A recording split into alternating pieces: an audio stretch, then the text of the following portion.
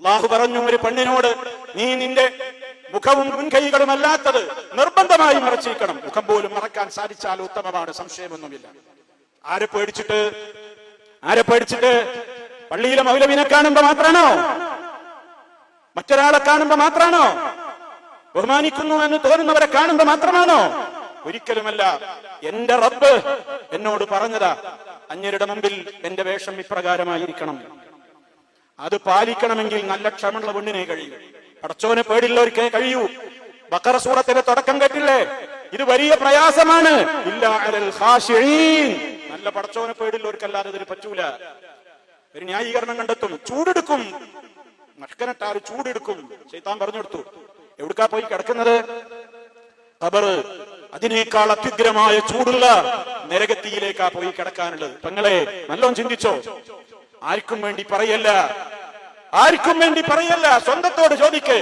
ഇന്ന് ഞാൻ മരണപ്പെട്ടു കഴിഞ്ഞാൽ എനിക്കിഷ്ടല്ലാത്ത വേഷത്തിൽ 3 വെള്ള കഷ്ണത്തുടിയിൽ എന്നെ കഫം പൊതിഞ്ഞ് ഒരു മുഖമക്കനെയും ധരിപ്പിച്ച് ഒരു അരയുടുപ്പും മുടിപ്പിച്ചിട്ട് 3 വെള്ള തുണിയിൽ മുഴുവനും മൂടിയിട്ട് ഒരു മുടിനാരിഴ കാണാതെ തലയുടെ ഭാഗത്തൊരു കെട്ട്, കാലിന്റെ ഭാഗത്തൊരു കെട്ട്, മധ്യഭാഗത്തൊരു കെട്ട് ഖബറിൽ കൊണ്ടുപോയി ഇറക്കി വെക്കും. നിന്നെ ഈ വേഷത്തിന് പ്രേരിപ്പിച്ച, പ്രോത്സാഹിപ്പിച്ച ഒരാളും നിന്റെ കൂടെ ഖബറിൽ ഉണ്ടാവില്ല. റഹ്മാനായ റബ്ബിന്റെ കോടതിയിലേക്കാ പോണത്. നല്ലോണം ചിന്തിച്ചോളൂ. ഇത് അവരവരുടെ കാര്യമാണ് ചിന്തിക്കേണ്ടത്, വേറെ ആർക്കും വേണ്ടിയല്ല പറയും. നമ്മൾ ചിന്തിക്കണം, എന്തിനാ ഞാൻ ഈ വേഷം ധരിക്കുന്നത്? എന്റെ റബ്ബിന് വേണ്ടി. ബോധം കെട്ടി വീഴുന്ന സമയത്ത് പോലും, അബോധാവസ്ഥയിൽ വീഴുമ്പോ ശരീരത്തിൽ നിന്ന് ഔറത്ത് വെളിവായപ്പോ കരഞ്ഞുകൊണ്ട് അല്ലാഹുവിന്റെ റസൂലിന്റെ അടുക്കൽ ഒരു സഹാബ വനിത വന്നു. നബിയെ, ബോധം കെട്ട് വീണ പെണ്ണാനാ പലപ്പോഴും അപസ്മാരണ്ട്. അപ്പൊ എന്റെ അറിയാതെ എന്റെ ശരീരത്തിൽ നിന്ന് വസ്ത്രം വെളിവായിട്ട് അന്യ ആണുങ്ങൾ അത് കാണുന്നുണ്ട്, എനിക്ക് സഹിക്കാൻ പറ്റുന്നില്ല. അല്ലാഹുവിന്റെ റസൂൽ അവർക്ക് വേണ്ടി പ്രാർത്ഥിച്ചു. ഇനി അങ്ങനെ വീഴുമ്പോ അതിന്റെ ഔറത്ത് വെളിവാവൂല.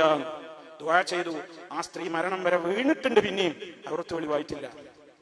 ആ ഉമ്മമാര് പോയ സ്വർഗത്തിലേക്ക് പോകാനാ പെങ്ങളെ കാത്തിരിക്കുന്നത്.